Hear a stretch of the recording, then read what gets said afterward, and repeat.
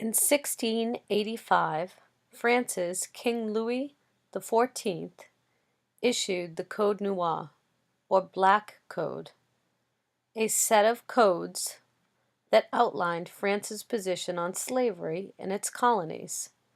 So it was like a book of how slaves should be treated, or a book of laws. The code established that slaves were the personal property of their masters. It also put strict limits on the behavior of slaves. For example, forbidding them to assemble for any reason.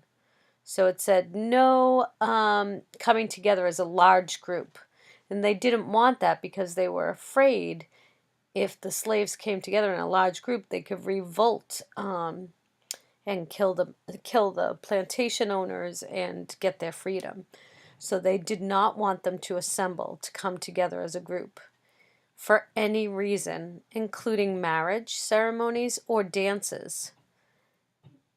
And these laws were enforced by violent punishments. Fugitive slaves, so runaway slaves who were caught, could have their ears cut off, be hamstrung, which was a method of crippling someone so they could no longer walk, by cutting their leg muscles, by severing their leg muscles, or they could be killed. So that's the enslaved, the slaves. Now this part here is going to talk about blacks who were formerly slaves but are now free. Free blacks discovered to have helped slaves could lose their freedom. So if they helped a runaway slave, they could be made to be a slave again. The code also gave planters the right to shoot on sight anyone they thought to be a fugitive, resulting in the deaths of many.